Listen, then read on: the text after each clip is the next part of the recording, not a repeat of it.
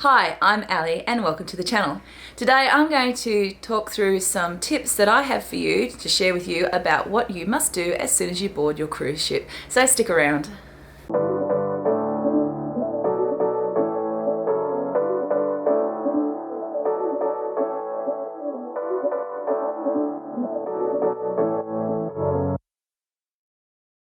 Hi everyone, so like I said, we are going to cover a few tips for when you first get on your cruise ship. But before I get started on that, if you haven't hit that like button or that subscribe button yet, make sure you do so. And if you want to see some more videos or catch up with the videos that are being released, make sure to hit that notification bell. Alright, so let's go. So this video is going to be some tips that we have for what to do as soon as you board the cruise ship. Now these aren't rules. Everyone is different when it comes to cruising and holidaying. These are the things that we did that may help you. You've just come through customs, you've walked the gangplank, your 2 feet are now firmly planted inside the cruise ship. What do you do next? Well, my suggestion is head to your stateroom. Head up there, drop off your day bag that you would have brought with you, and have a little look around the stateroom to make sure everything's in order. Things like the room configuration with the bedding and that everything is working.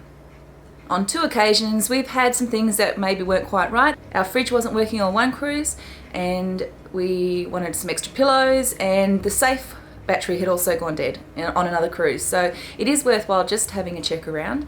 The steward won't be far away. In fact, as soon as you make it to your room, they pretty much, if they're in the local vicinity, make themselves known. And your steward is going to be one of those people that you should remember the name of, because they're going to help you with any problems that you have.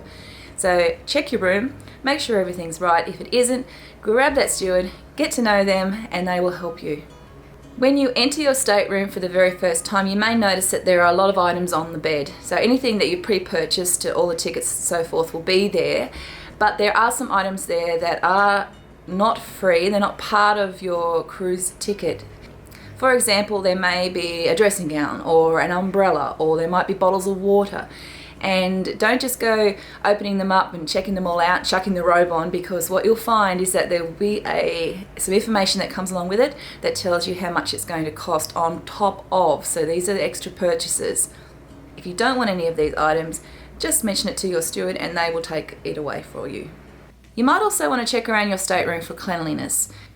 Now, I have heard of people taking Lysol and Clorox wipes and making sure that they decontaminate the space like as if they were going to perform a neurological surgery operation of some description. I don't think you need to go that far.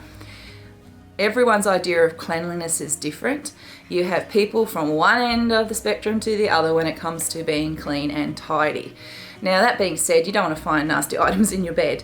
So you can check around, but I do know that the bedding gets stripped off at the end of every cruise and new bedding gets put on. I've seen this happen on the P&O cruises that we've been on. I can't speak for other cruise lines. In the case of decontaminating your space, we hadn't done this in the past, but lately we had been taking, as soon as we get into our cruise departure port, we head down and we just buy a can of Glen 20. That stuff's supposed to be able to knock out and kill anything, so a quick spray of that around the room seems to suffice. But there are other things that you can do to protect yourself from such things as the norovirus, and that is to make sure that you maintain clean practices as well, such as washing your hands, making sure you wash them with soap. There's big sanitizers all around the ship, making sure that you actually sanitize your hands there. Keeping your fingers out of your mouth is probably the biggest one. And for me, I'm not a big fan of buffets. I tend to try and stay away from them because I don't like the fact that somebody else has used the same spoon as you 50 times before you've come along. So yes, while it's clean in that respect, there's still a lot of extra touching. I'm not a germaphobe, it's just that I think when you have a high degree of people using the same utensils and it's around food which you are ingesting, I get a little bit funny with that. I prefer to go to the restaurants and just have the food served up, or go to a buffet where they're serving the meals up onto a plate and then passing them over to you. That's just me. The room's looking great, everything's working, it's clean, you've met your steward. What do you do now? Take your mobile phone, make sure aeroplane mode is, put your phone away into the safe along with your wallet and your keys and your passports, and leave them there for the duration of your cruise. I use my phone as a camera, so I still have that one on me, but you don't want to be paying international roaming fees as soon as you get out because you've forgotten to do this. Don't give yourself an extra bill to pay at the end of your cruise. Make sure that you get this mode off as soon as you depart so that it doesn't start kicking in roaming looking for the next closest tower. When you drop your luggage off at the terminal in the morning, that luggage takes a little while to get to your room. You can understand there's 2,700 passengers. They've got to get everyone's bag to all the different rooms and tee all that up. They're just amazing the way that they can get that done in such a short amount of time, in all honesty. You're dropping your main luggage off, but in your other bag that you have with you, keep your medications, a change of clothes, and your bathers or togs or swimmers, whatever you like to call them. Because the next thing we like to do is chuck the togs on, grab ourselves our towel and head up to one of the spas or bars and get ourselves a drink and start to relax.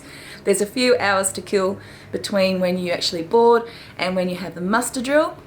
So swimming, drinking, heading up to one of the restaurants for a meal if you haven't had lunch, because you're boarding around lunchtime, you may not have eaten, and filling in your space by doing all of that and maybe even having a roam around the ship and locating some things and where they are.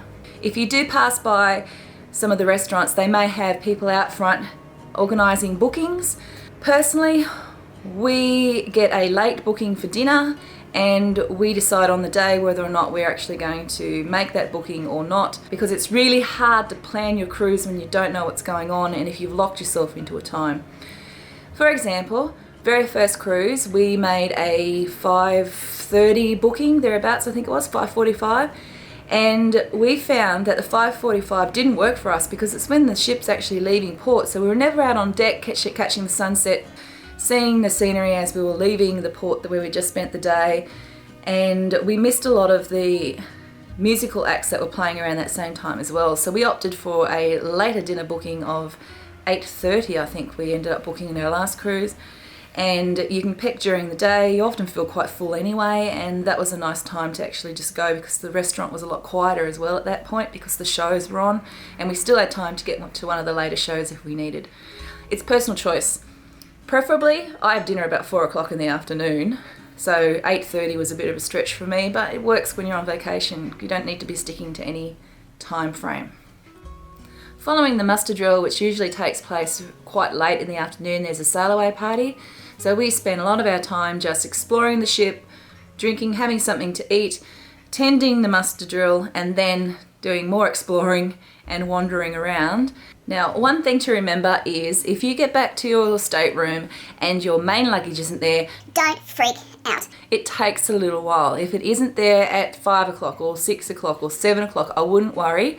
And if there's been a problem, they will put a note on your door and you'll go down. Now, I had a problem because I didn't separate some cans of soft drink that I took on a cruise, and so my bag wasn't delivered until I went right down to level 4 and opened my bag to show them what it was.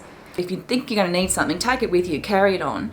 But when you do get to your room and your luggage has arrived, my big recommendation to you is to take your luggage, open it up, unpack, put everything away, and then you can truly relax. I think it has a lot to do with, for me personally, having everything unpacked and put away. Mentally, I switch into holiday mode because now I don't need to worry about tidying and moving or unpacking. It's just, it's a tiniest job. I know it's a tiny job because it's not a lot of things to put away, but it does go a long way into switching your mind into thinking, hey, you know what, I'm on vacation now, I don't need to worry about anything. Everything's put away. All I need to do is just lay down and relax, go get a drink, get something to eat, and enjoy myself because this is a vacation. I hope that wherever you are about to travel to, you enjoy your time immensely because cruising is one of the best holidays I think I have ever been on. I hope you have a great time on your next vacation, especially if it's a cruise, and I shall catch you in the next one.